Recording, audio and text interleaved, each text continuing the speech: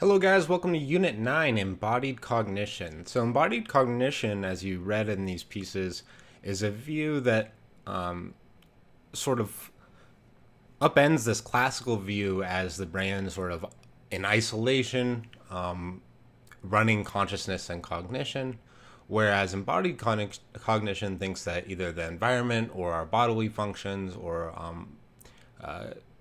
biological mechanical responses play a larger role in constituting our consciousness and cognition than was previously thought. So I thought we'd first look at the Sandy Clark piece and then look at the Prinz piece. So Clark's opinion piece is asking whether or not we should, and to what extent we should, take embodied cognitive science seriously. And he starts with some examples of what it would mean for cognition or consciousness to be embodied. So his first example is of this bluefin tuna.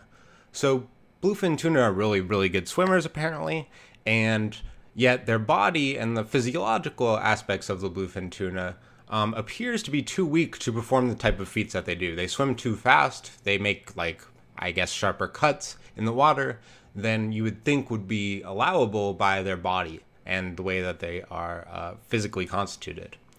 And researchers have found that they actually manipulate and exploit the water around them.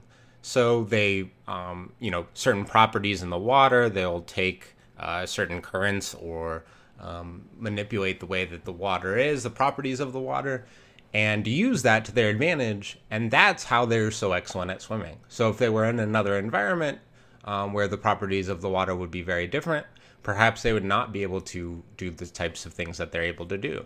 So bluefin tuna, the excellence in their swimming can only be explained by looking at the bluefin tuna as embedded in their local environment. This next example of hopping robots, I don't know why someone made a hopping robot, but that's just what they did. This example is a little less clear, but the idea is you shouldn't look at the control system as a center of commands that's going to be executed by actuators. In other words, going to be carried out by some sort of mechanism. But the body and its movements are taken as a system with its own dynamic characteristics. So you can't just say, well, I'm going to do these certain control thing, or I'm going to move the robot in a certain way, and it's going to be carried out in the robot itself. But rather, you have to think about the body and its movements. Sorry, that was my tap. The body and its movements as a holistic system by itself that needs to be taken into account. So then we have this example of vision, which I think is perhaps the most clear and has to do with human beings' perceptual systems. So there's this two different ways of thinking about vision. One is interactive vision, where it gives action planning a central role. So we have vision because we're trying to act in an environment, and our vision serves as a feedback mechanism to help us plan and carry out and execute our actions. Whereas pure vision is sort of perhaps the more traditional way of looking at vision, where vision just provides us with a rich inner model of a surrounding 3D reality. So on this view, vision is just a way of showing us what's around and modeling it. Of course, it's not a perfect model because our vision isn't necessarily perfect and it has its own subjective characteristics, but it's providing us with a really rich model of the surrounding 3D reality. So ways that we exploit our bodily action or local environment. One way is we look for environmental cues that are cheap and easy to detect. So for example, if you're in a Walgreens, and this is a bit outdated perhaps, but you're looking for a Kodak film, Kodak has that Kodak yellow, and you look for that color as a way of looking for the Kodak, whatever, whether you're buying like a throwaway camera or film, you're looking for that yellow, and that's a way to manipulate your environment, right? You're not actually doing anything in the environment, but you're using cues that your environment gives you as a way of carrying out and executing your action of finding that Kodak camera. So another way that we can exploit bodily action in our local environment is what's called active sensing. So, if you're trying to figure out how far away something is. You might like sort of tilt your head and look at the different depth cues. You might change your angle to look at something in order to see how large it is. We do this every day, right? You move your body, you move your head and your eyes in order to figure out how far away something is, how fast something is moving, etc. So the third way that we sort of exploit bodily action or local environment is we repeatedly consult the outside world instead of having this really rich, detailed inner model. So I think one way of thinking about this is like if you're driving, right? You don't really necessarily have this rich inner model of everything around you, but you like are constantly checking perhaps your mirror to see where the car is in relation, to make sure they're not in your blind spot. You're repeatedly checking in front of you to make sure the person hasn't slammed on their brakes or something hasn't fallen out of the back of their car. You repeatedly check your environment in order to plan your actions rather than just having this really rich inner model. So on this view, where this view refers to interactive vision, vision is a highly active and intelligent process. So like, as 3 reiterates, you're repeatedly consulting the outside world and you're actively using it in planning what your next action is going to be. Excuse me. It's not just passive model building of the world around you. So one way you can see this, the 2 different views, is consider an outfielder attempting to catch a fly ball. On the traditional view, this involves a ton of complex calculations.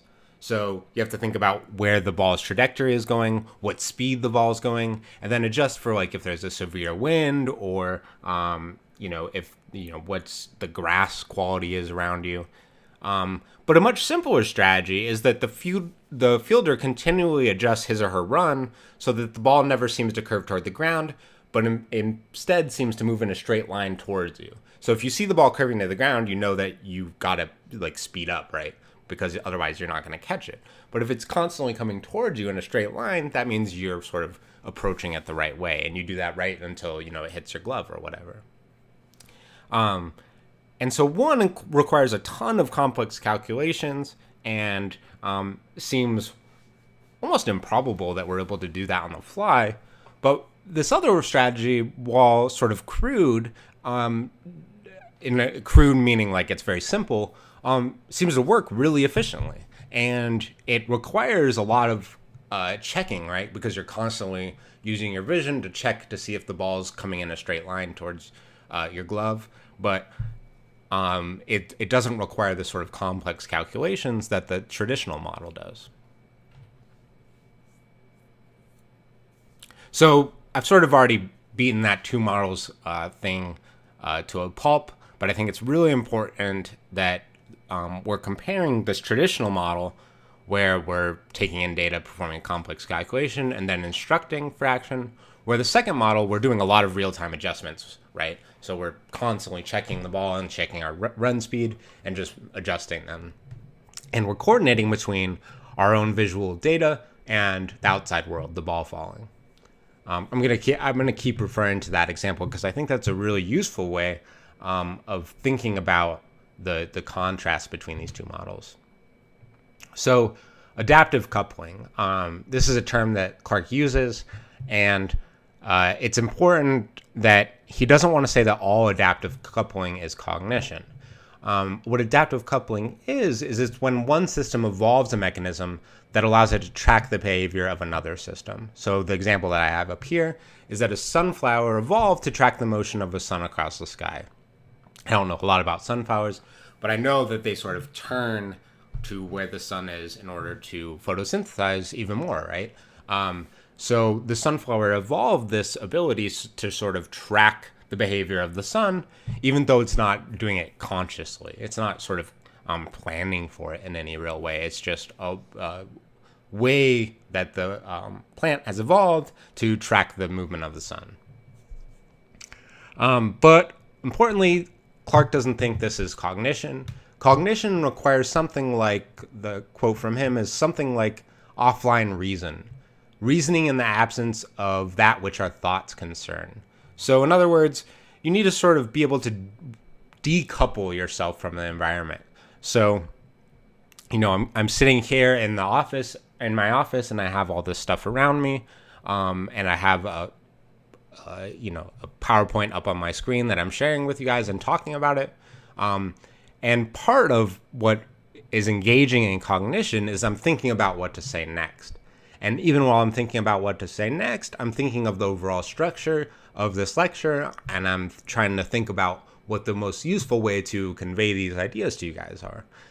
This doesn't have really anything to do with my immediate environment. It doesn't even necessarily have to do with what's on the slides, right? Because I'm constantly thinking about what I'm going to add to these slides and how I'm going to explain it even more by speaking to you guys.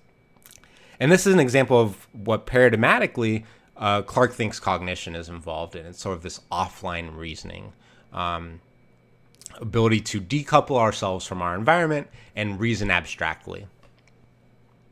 So embodied cognition seems to have an initial difficulty accounting for something like offline reasoning.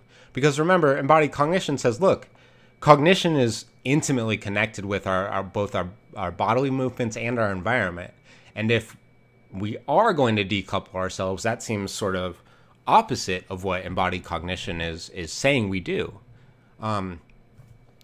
But one way that the embodied cognition fan can explain reasoning or offline reasoning is that it's maybe simulated sensing and acting. So thinking about like what I was just talking about giving this lecture, maybe I'm simulating and what I'm going to be saying next. I'm thinking about how that's going to play with you guys, if you're going to understand what I'm saying, whether I'm dumbing it down too much or being too technical, whether I'm accurately conveying my ideas. I'm sort of trying out, rehearsing what I'm going to say next. And maybe that's just sort of simulated sensing and acting, where I'm simulating what I'm going to say, and I'm thinking about the different behaviors that I'm going to go along with it. I don't really think about my hand movements. I'm Italian. I do that sort of just, by nature.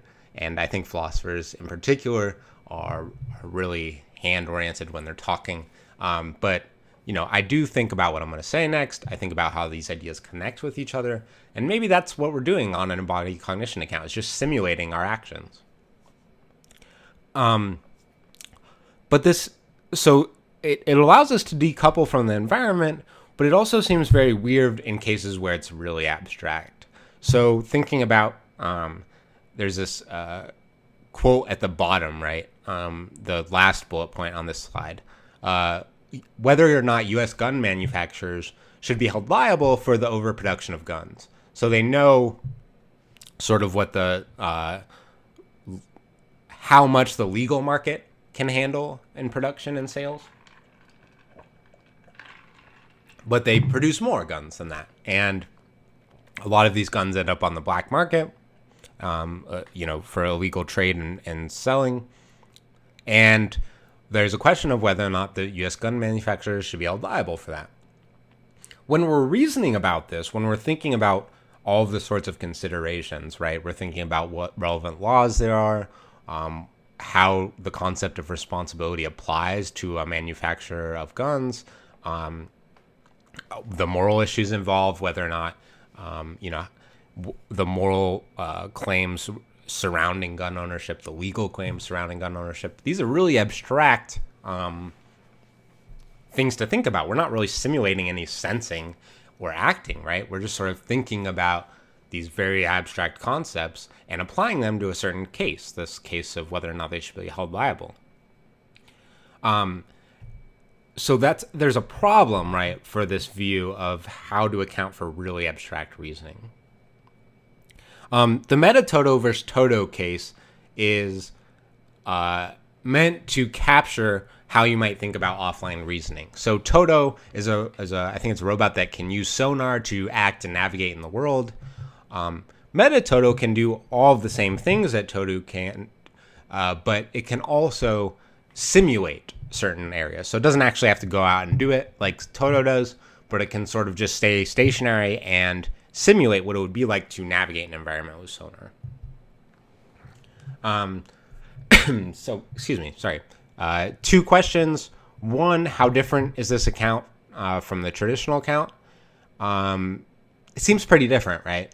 Because on the traditional account, it doesn't seem like we're necessarily simulating anything. We're just sort of engaging in abstract reasoning. How exactly that's going to be defined by this traditional theory is perhaps difficult to say because there's not like one unified theory. It's sort of a whole tradition, but in general, it seems very different from this sort of simulation idea. Two, will this work for all kinds of offline reasoning? And we saw like that example that I just talked about, the gun manufacturers. It seems unlikely that it's going to work for all types of offline reasoning. Okay, so two different ways to think about embodiment, simple and radical. Simple treats, so we're worrying about facts about embodiment and environmental embedding. So facts about, say, visual cues in the environment or something. And simple and radical embodiment are going to treat these facts differently. So simple treats these facts as constraints upon a theory of inner organization and processing. So this quote from Clark sums that up nice.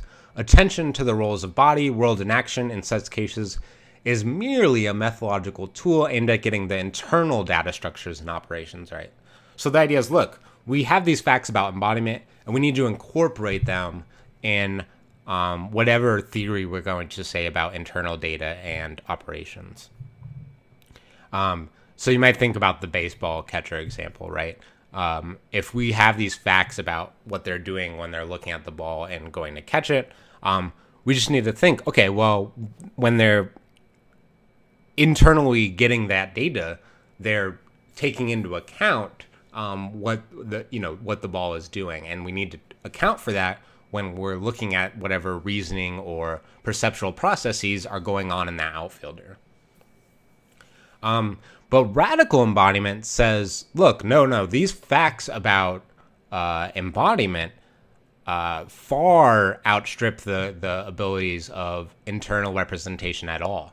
We need to do away with this idea that there's some sort of internal representation going on and computation, and instead we need to sort of rethink the territory of cognitive science. No longer can we sort of look at the brain in isolation. Excuse me. But we also need to look at, as this quote in the fifth bullet point, the bodily and environmentally extended organizations that are responsible for adaptive success. So, for example, thinking back at the tuna, right, even though it's not cognition, the traditional approach is going to say, well, we need to account for their ability to sort of manipulate the water properties around them and account for that in their physical organization and whatever internal structures are helping do that. And the radical embodiment theorist is going to say, no, do away with the internal representations. Now we need to look at that whole system. We need to look at the fluid dynamics of the water. We need to understand I don't want to paint it as understanding the entire thing, because the inner theorist wants to understand how it's working together too. But the radical embodiment is going to say, look, we need to radically expand what we're looking at when we're looking at a bluefin tuna's movement system. We need to also look at the water and include that as part of that system, because that system is partially responsible and constitutes the adaptive success, the good swimming of the bluefin tuna. So I'm going to leave that last bullet point because we're going to look at this issue of extended cognition, where how do we think about, like, we all have a phone, right? Or lots of people have cell phones, and we use them for a lot of our sort of what we think about reasoning, right? No longer do I have to think about the numbers of my family and friends that I call. I don't have to necessarily think about all of my appointments and keep those in my memory. My phone sort of acts as an extended memory bank for me because it remembers things that I don't need to, like, even directions to places that I go rather infrequently. My phone remembers how to get there, and I use it, I rely on it. And how does that play into our cognition? And we'll look at this later in the course, but I think embodiment sort of starts to approach this idea of whether or not these tools are going to become a source of cognition, whether they're cognition enhancing wideware, as Clark says. I think Clark's a great writer, and that's one of the reasons that I assigned him. And this is a really cool piece that sort of looks at you broad scope of the embodiment question. Okay, so now we're getting to Jesse Prinz. We're also going to be reading a lot of Prinz from here on out because I think he does a lot of cool work and that bridges the sort of empirical philosophical gap and treats a lot of the questions that we're going to be asking for the rest of the course. So what does it mean to say consciousness is embodied? Instead of using examples like Clark, he's going for a more technical definition. So according to Prinz, consciousness is embodied when it depends on the existence of processes in the body that are outside the head or on somatic inactive processes that might be inside the head. So the main idea for consciousness is, look, if it depends crucially or constitutively on the environment. So there's some like obvious ways that consciousness could be dependent on that outside environment. Like in order to have this image of a tree, there has to be something tree-like in our visual field. But that's not what the embodiment person is saying. They're saying something stronger, and we'll sort of come back to that after we look at situated. So what does it mean for consciousness to be situated? Well, it means that being located in a specific physical environment makes an essential contribution to our mental capacities. And what that means is that in order to have the conscious experience that you're having, you sort of necessarily have to be in this particular physical environment. And if you were to take away that particular physical environment, it leaves open the question of whether or not you would actually have any conscious experience. Okay, so 3 different ways that consciousness could be dependent on the external environment. Prinz loves lists, as you might be able to tell, and at least in this piece, right? And I think it's a really useful way of organizing the paper, even if it might make it seem a little duller because it's just listing possibilities. But I think it's a good way of organizing a paper. So semantic. Consciousness could be semantically dependent on the external environment. So semantic means that it's like the concepts of thought. So thoughts are about the world, must be dependent on the external environment. So in order to have a thought about a tree, it's necessary that there be something tree-like in my environment. And in fact, my thoughts about that tree are dependent upon that tree being in my external environment. And if you take away the tree, you take away also my thought about the tree. So there's this semantic dependence. There's also a causal dependence. So the experiences you are having are causally dependent on your environment. They are coupled. So it's stronger than just that your environment causes certain mental images, but rather that they're necessarily causally linked. So you take away the physical environment and you no longer have the ability to have that conscious experience. Constitutive is perhaps the strongest version of this dependence, and it says that consciousness supervenes on features of the environment. So if you take away those features of the environment, you no longer have consciousness almost at all, right? Because consciousness is... Supervenience is a tough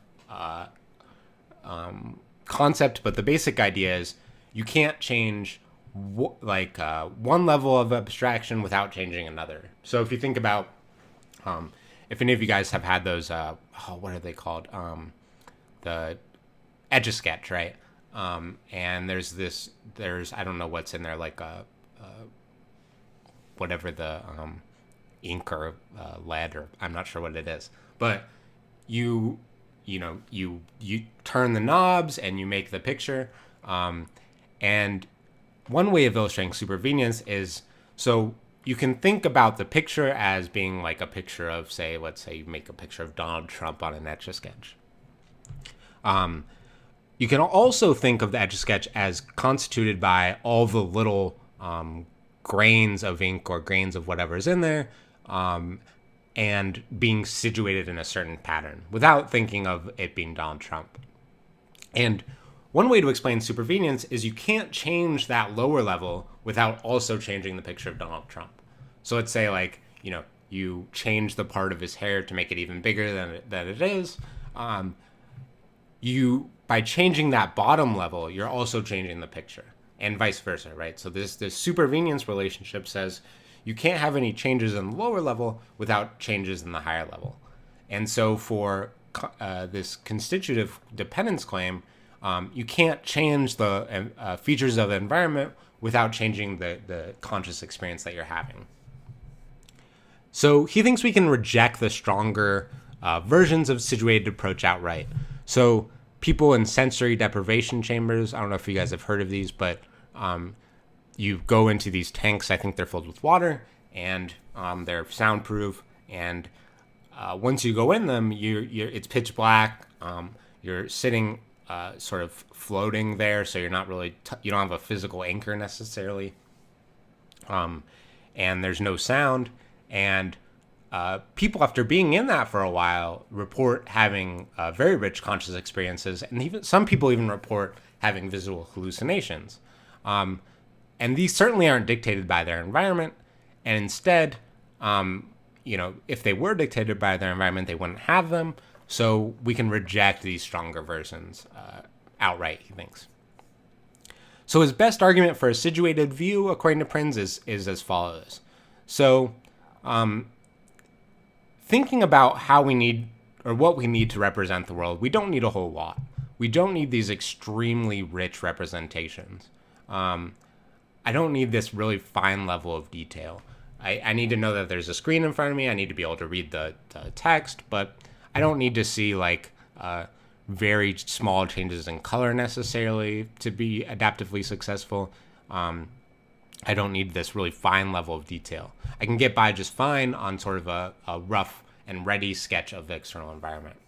But on the other hand, conscious experience is richly detailed. So I do see the bare necessities that I need for adaptive success, but I also see a lot of incredible detail. I see like smudges on my screen. I see really small changes in color. I see, all of these very intricate details that aren't necessarily needed for adaptive success. And one way to explain this is by referencing situated cognition. Why consciousness is rich is because it's in part includes the environment around me. And if the environment itself is rich, then my conscious experience is also going to be rich. And that's why we should accept situated cognition, according to this best argument that Prins is giving. It wouldn't necessarily be true, or it's not necessary for adaptive success to have this really rich internal representation, but we do, and situated cognition offers a really good explanation of why that is. So 2 assumptions that previous argument makes: 1, that experiences are rich, and 2, internal representations are not, because they don't need to be. 1, he's not going to touch. He thinks it makes sense that experiences are rich. He takes that as sort of obvious, or perhaps just he's not going to make a problem for it. What he doubts is 2. Why should we accept 2? Well, one reason that people usually accept that internal representations are not rich are studies from change blindness, right? I don't know if you guys have seen these change blindness studies, but it's really cool. Or you see a picture, and then you see a picture that looks really similar, but tons of stuff has changed, and people are perhaps unaware that change has gone on. And there's all sorts of aspects of this, like unintentional blindness studies,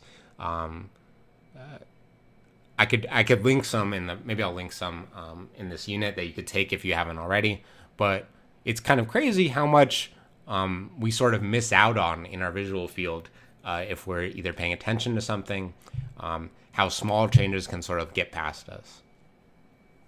And the reason that's supposed to supplement too, right, is that, look, these internal representations obviously aren't that rich if we're missing these fairly substantial changes in this picture, or if we're, while attending to something else, if we're completely blind to whatever is like right around it. But Prinz thinks that maybe we shouldn't be so quick to have that interpretation of change blindness.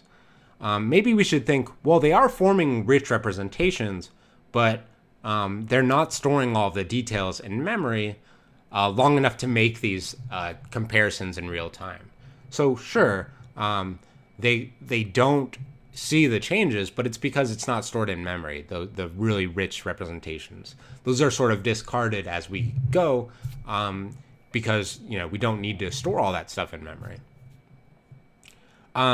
He thinks that priming studies sort of help support this interpretation of change blindness studies, because in order for priming to work, it needs to be captured in some sort of internal representation, even if it's not accessed by our attention or not accessed by our cognition.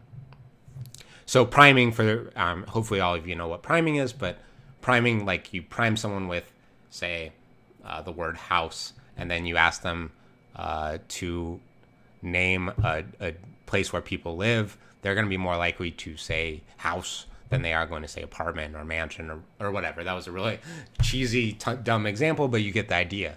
Even if they're not aware of the word house, this prime can actually influence their subsequent actions. And this sort of provides support for the way that Prinz is interpreting the change blindness studies, because it seems like it is at least represented in some way, even if it's not stored in memory. So 3 different types of inactive views, where inactive views are that conscious experiences are caused by sensory encounters with the world, and they depend on motor responses. So there's 3 different kinds. One is developmental. We cannot develop ordinary conscious perception without the exercise of motor skills. The evidence cited in favor of this is that cat study where one cat was restricted movement and one cat wasn't.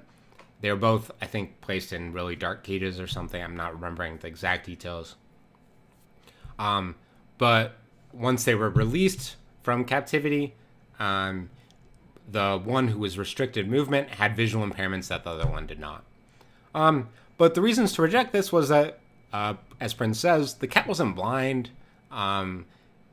It still had visual phenomena, but it was impaired. And that's perfectly acceptable. That doesn't mean that we cannot develop conscious perception, because the cat could see still. It just had impairments. And the study hasn't been replicated. I don't think that'd pass a sort of ethics board now in order to get studied. But I think that that's a sufficient response to that sort of study. Another kind of inactive view is that there can be no conscious perceptual experiences in the absence of internal states that register sensory motor contingencies. So this one says, look, there can't be perceptual experiences without some sort of internal states that are registering what sensory motor, like getting sensory motor feedback, more or less. Evidence cited in favor of this are these prism lenses that distort the visual field. And Bloch, I think it's Alvin-Noe who is thinking about these lenses and, these prism lenses that distort up and down, right? So if you put them on, you now see the world sort of flipped, where your up is now down and your down is now up. And I don't even know if they do the horizontal axis as well, or the vertical axis as well, but they flip your orientation. So the reason this is supposed to be key is that you don't have the sensory motor contingencies because your worlds or your visual field is flipped, and you're going to experience a lot of disorientation.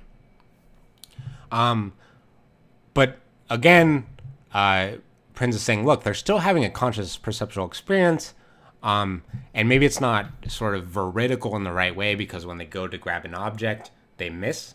And that's, of course, disorienting. But that doesn't mean that there's this dependency between perceptual experience and sensory motor contingencies, but rather it's disorienting to reach out and grab something and miss. And they're still not blind, which would be what you would need in order to sort of prove some, or provide really strong evidence for something like 2.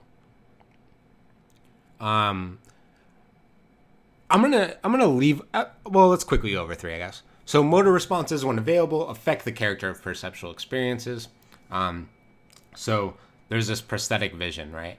And this idea that people can use tactile information in order to sort of get a handle on their what would normally be their visual environment. But again, Prinz says, look, they're not having a visual experience. They're just learning to use tactile properties as a way to determine distance. And that doesn't mean that motor responses are affecting the character of perceptual experiences in the way that this enactive view wants, but rather they're just sort of using one sensation, like touch, in a way that we don't typically do to measure distance. Okay, so then he gets on to possibilities for future exploration.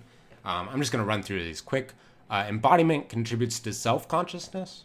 So this is the idea that when we're thinking about ourselves, it seems like embodiment can naturally play a role in understanding ourselves as a being in an environment. It can also contribute to self-ownership. So part of the reason I feel like I own my body and I'm sort of in control, more or less, is that I'm embodied and I'm situated in an environment such that I am sort of understanding myself as agent in an environment.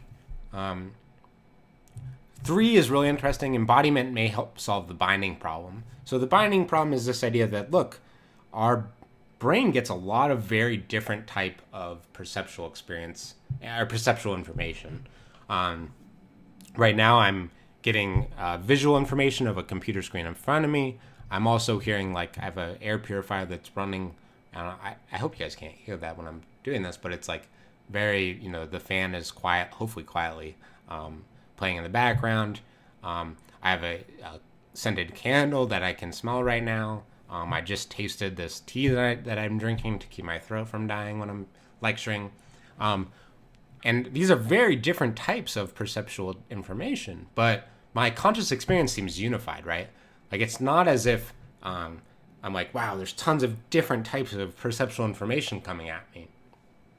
But instead, I'm sort of just having this fluid conscious experience of all of these things. And, like, I can attune to different ones at different times, but even doing that, I'm not like, wow, these are, radically different. I'm just thinking, yeah, that's a feature of my environment that I'm happy to attune to or pay attention to. So why does consciousness seem so unified? Well, embodiment may help here. You might think, look, part of why those perceptual things,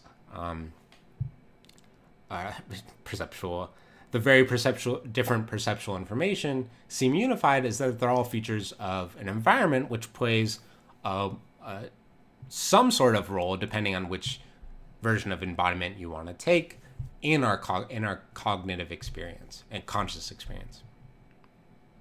Then Prinz at the end sort of plugs his own theory of consciousness here and says it may help us understand the function of consciousness. And he has this air theory, which for our purposes right now, it's not necessary. We're actually going to look at it a bit later. But why are we representing the environment at all? Why do we have this sort of conscious experience? Well, if we're needing to plan a course of action in our environment, we need to know whether the big thing in front of us, big, brown thing in front of us is a bear or whether it's our Uncle Charlie. That's going to determine a lot of what we're going to do next, right? Like, If it's my Uncle Charlie, I might go up and say hello, give him a hug or whatever.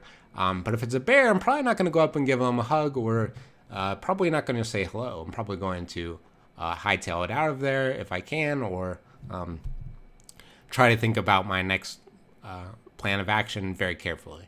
And so the idea is that embodiment can help us explain the role of representation, and in particular its connection with our planning for action and our wider environment.